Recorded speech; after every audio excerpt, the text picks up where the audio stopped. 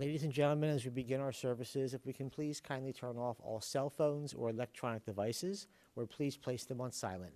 Thank you.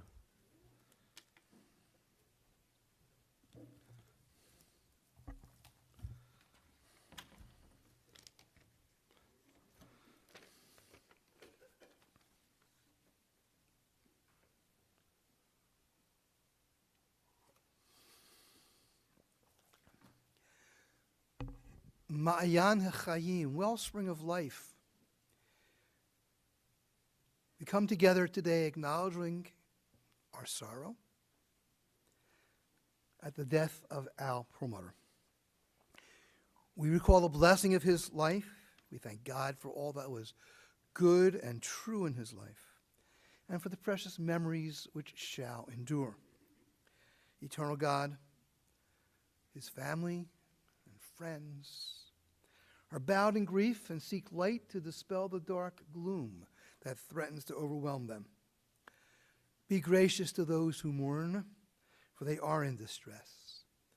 Bless them with your compassion. Ease their burden of sorrow.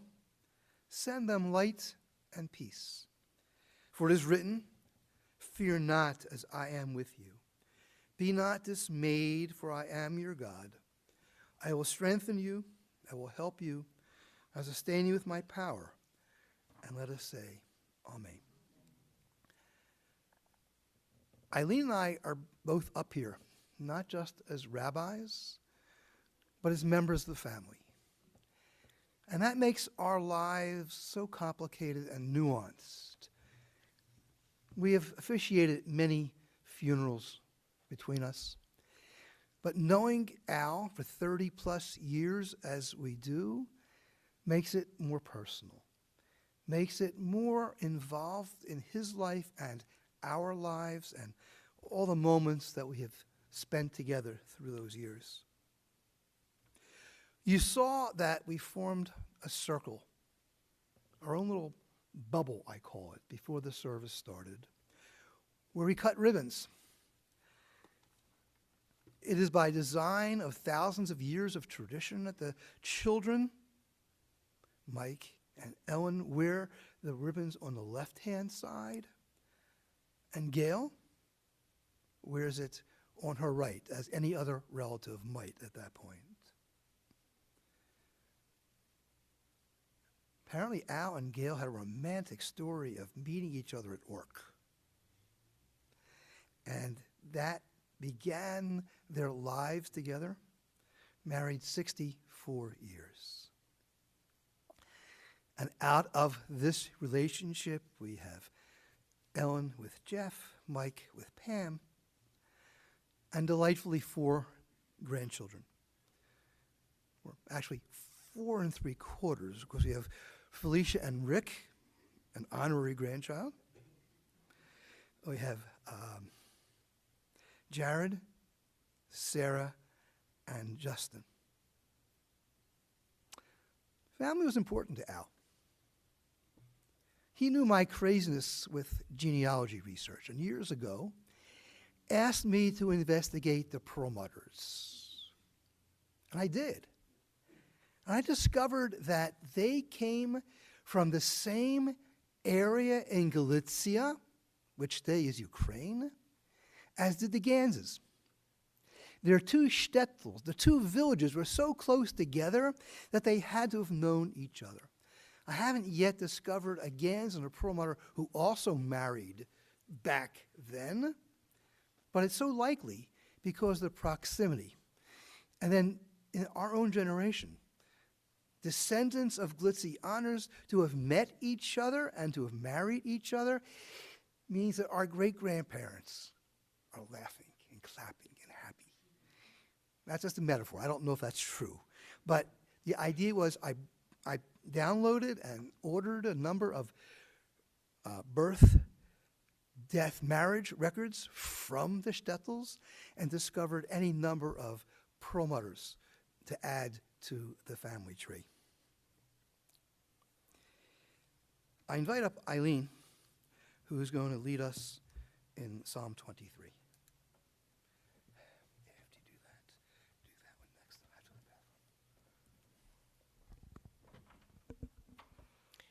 Mizmor LeDavid. Adonai ro'i lo echsar. B'neot dasha yerbatzeni. Al me menuchot yinhaleni. The Lord is my shepherd. I shall not be in want. You have me lie down in green pastures. You lead me beside still waters. You guide me in paths of righteousness. You revive my soul for the sake of your glory. Though I walk in the valley of the shadow of death, I fear no harm, for you are with me. Your staff and your rod do comfort me. You set a table in sight of my enemies. You anoint my head with oil. My cup overflows. Goodness and mercy shall follow me all the days of my life, and I shall abide in the house of Adonai forever. Several thousand years ago, one of our sages, Ben Sira, said about mourners, "Cry for the dead. Hide not your grief. Do not restrain your mourning, but remember that continuing sorrow is worse than death. When the dead are at rest, let their memory be a source of peace and be consoled when the soul departs. Death is better than a life of pain and eternal rest, better than constant sickness." And we know how for the past several months, perhaps years even, that Al had been slowly but surely declining, and he was aware of it and unhappy. Let us not seek to understand what is too difficult for us, nor search for what is hidden, nor be preoccupied with what is beyond, for we have been shown more than we can comprehend. As a drop of water in the sea, as a grain of sand on the shore, or a few days in eternity. The good things in life last for a short time, but a good reputation, and Al had a great reputation, endures forever.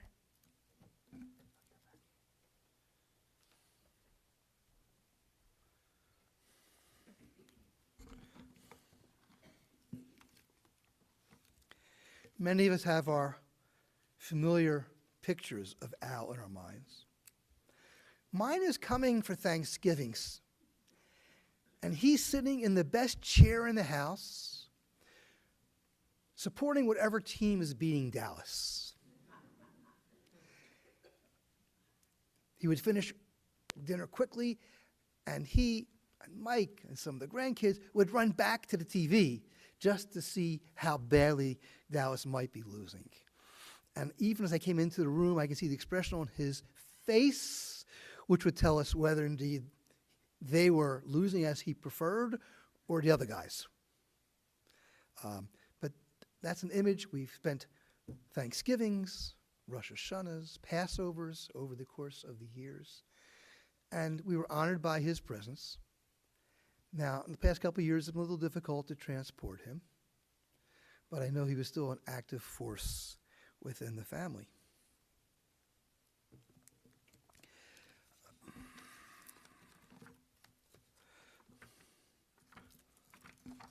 Okay.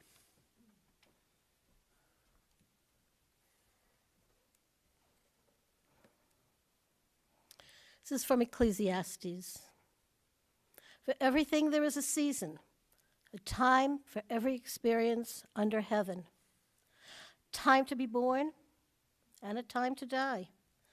A time to plant and a time to uproot that which is planted. Time to tear down and a time to build up. Time to weep and a time to laugh. Time to grieve and a time to dance. Time to throw stones and a time to gather stones. Time to embrace and a time to refrain from embracing. Time to seek and a time to lose. Time to keep and a time to discard. Time to tear and a time to sow. A time to keep silence and a time to speak. And at this time, it is a time to speak, and so we invite his grandchildren, Felicia and Rick and Jared and Sarah and Justin, to come up here to the bema.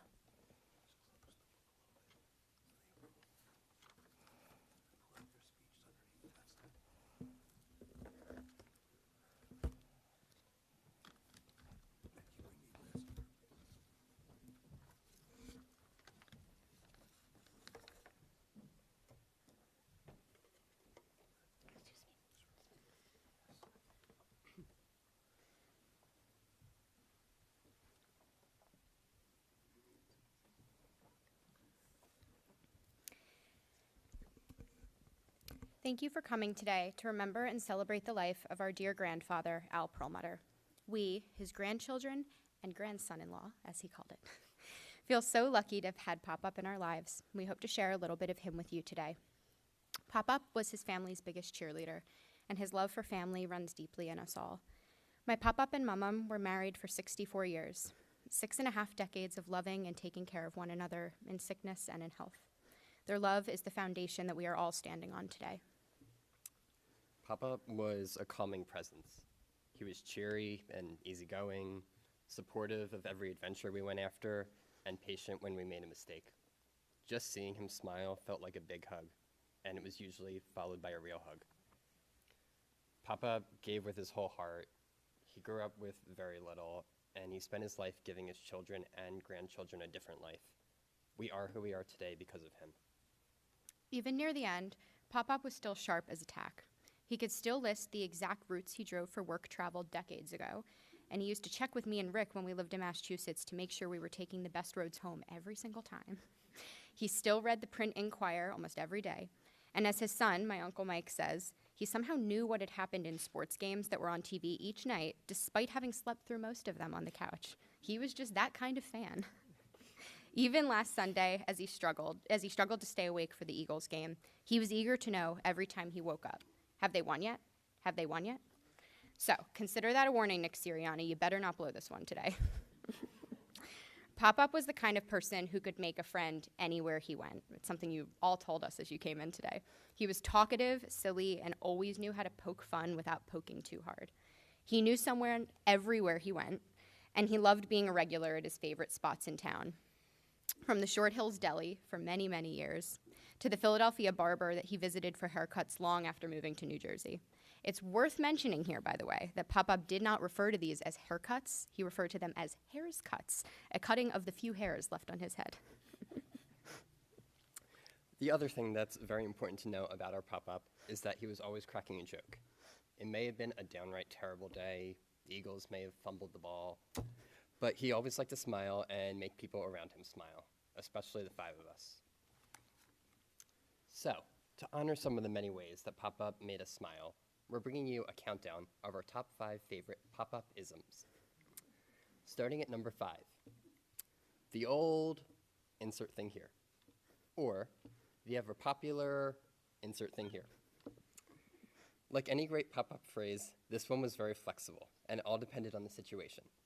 It could be anything from a classic restaurant we loved, the old pub, to a family joke, the old Ellen spot.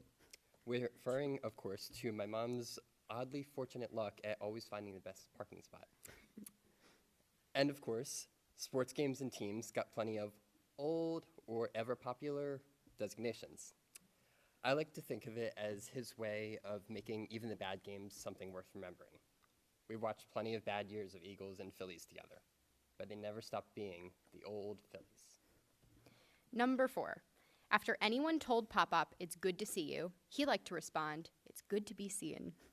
It really spoke to Pop-Up's positivity and his love for others. It wasn't just that he was happy to be where he was, though that was likely true too. He was also happy you were there, and he was happy you were there seeing him. Just being around Pop-Up made you feel seen, loved, and appreciated. Number 3. The only thing better than this? More. One thing about the Perlmutter and Gans families, we love a good meal. From Jewish deli food to Thanksgiving dinners, from coconut cream pie at Ponzio's, which we had in his honor last night, to vanilla custard from Diane's Water Ice, Pop-Up's face would light up at the sight of his favorite foods. Just a couple bites in, most was still sitting on his plate. That's when the pop-upism would appear. You know what would be better than this? What pop-up, we'd all say, knowing what to expect next. More.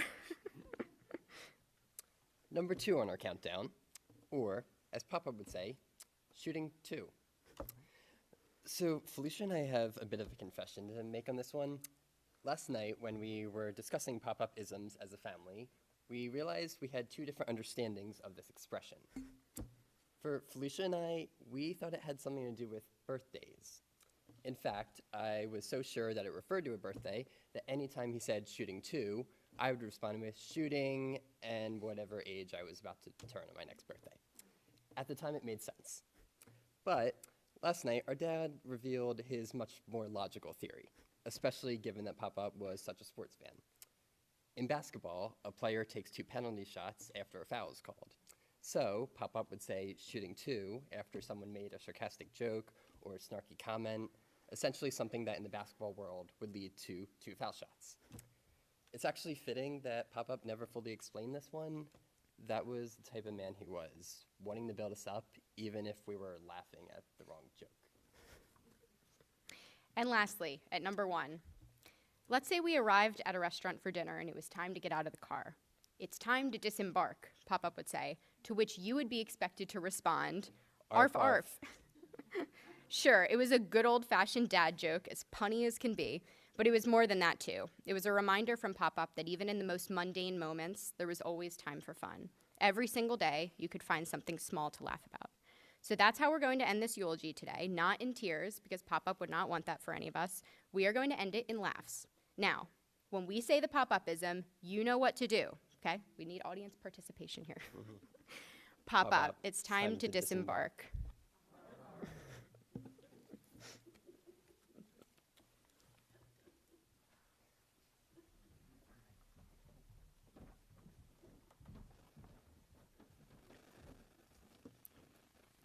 Thanks, guys. I don't think I've ever heard the euphemism disembark to acknowledge someone's potential life after death.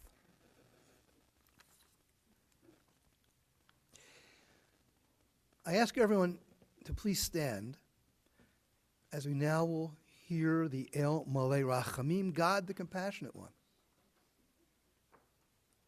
Oh, on the other hand, you can all be seated again.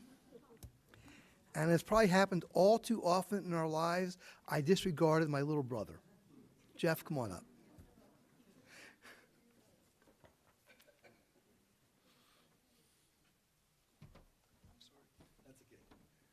You missed the email.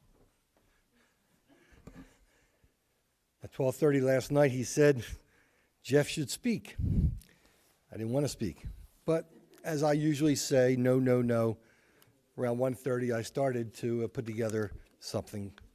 Sent him an email around 2:30 and said I will speak. So I guess he missed the email. So, maybe intentionally. Who was Al Perlmutter? He was my father-in-law, and I knew him for 37 years. 33 of which I've been married to Ellen, for those trying to do the math. I remember going to his and Gail's house in 1990, having dinner, and near the end of the meal, asking him in one breath, can you please pass that last meatball, and can I marry your daughter? He passed the meatball, he said yes to the marriage, and then he said a few words that made me laugh, and then he gave me a big hug, and then he almost cried. I don't think he wanted to give up that last meatball. Ellen's post on Facebook received over 130 posts.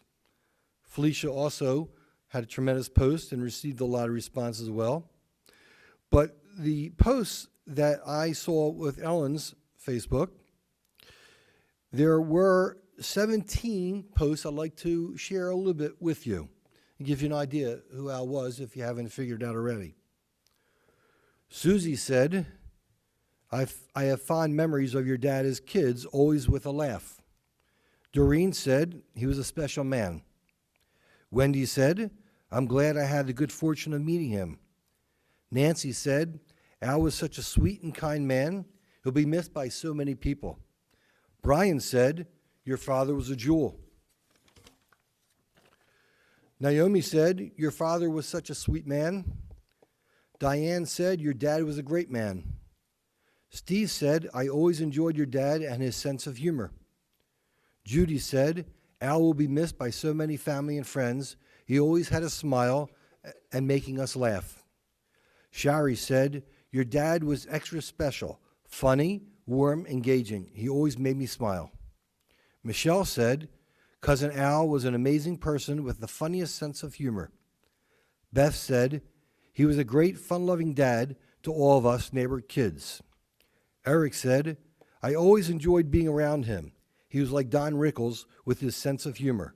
Just last week, in fact, I told some friends a joke that Mr. Perlmutter had told me many years ago." Sherry said, "Words can't express how I felt about your dad. He always had something funny to say. Always enjoyed talking to him.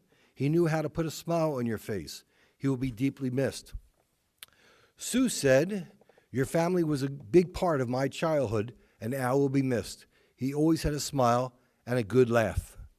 Linda said, "Yes, Al was a very big part of my childhood."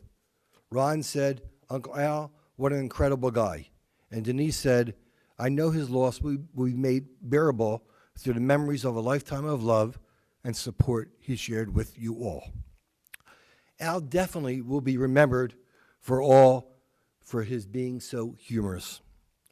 Humor makes us laugh. It makes us feel good and reflects positive emotional states such as joy and happiness. An event with Al was an event with laughter. I'd like to finish with a short poem called "Life Without Laughter," written by Alan Stebel, who's a philosophical poet, in which I changed to "Life without Al is a life without laughter."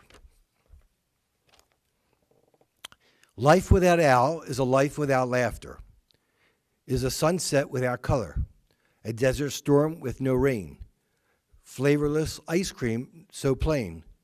Life without Al is a life without laughter, is a life not lived. Life without Al is a life without laughter, is a lavender candle with no scent, $1 million that's never spent, an obstacle course that never ceases, a complete canvas in 1,000 pieces. Life without Al is a life without laughter, is a life not lived. Life without Al is a life without laughter, is a piano masterpiece that crescendos off key, a dead housefly in your perfect cup of tea. A blockbuster movie where the bad guy wins, a big steel-toed kick right to your shin. Life without Al is a life without laughter, is a life not lived.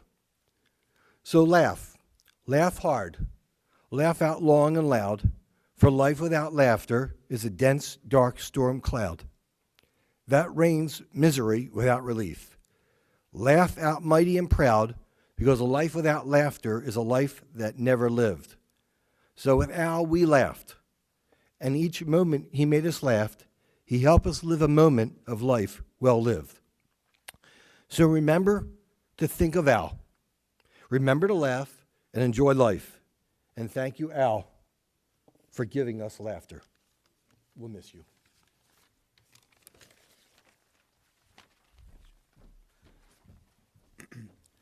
And if you'd like to think that I deliberately skipped Jeff in order to create a moment of laughter in honor of Al, go ahead. Now, repeat the request. Please stand for the El Malay Rachamim. God, the compassionate one, we turn to even in moments of sadness. El Malay Rachamim, Shochem B'Maromim, Hamtzei Menucha Nechona, Tachat Kanfei HaShechina, B'Ma'alot Kadoshim Toharim, K'Zohar Rakia Mazhirim, Et Nishmat Shalom Ben Yaakov, Shalach L'Olamo, Began Eden Tehei Menuchato, Ana, Ba'ah Rachamim, Haslirehu Beseter Knapecha L'Olamim, Utror Bitror Chayim Et Nishmato, Adonai Hu Nachalato, V'yanuch B'Shalom HaMishkavo V'Namar, Amen. O God, exalted and full of compassion, Grant perfect peace in your sheltering presence among the holy and pure. The soul of Al Perlmutter, Shalom ben Yaakov, who has gone to his eternal home. Master of mercy, we beseech you, remember all the worthy and righteous deeds that he performed in the land of the living. May his soul be bound up in the bond of life. The Lord is his portion. May he rest in tranquility of shalom, of peace. And let us say, Amen. You may kindly be seated. The interment will take place at the Montefiore Cemetery. Eileen will be leading the ceremony. Will be joined by Rabbi Lizzie, our congregation rabbi. And Rabbi Lizzie will be leading the Shiva tonight. There'll be Shivas Sunday, Monday, and Tuesday evening at Rick and Felicia's home at 7 p.m. each evening. Any potential contributions may be made to Lionsgate, where Al and Gail lived for 7 well-cared-for years.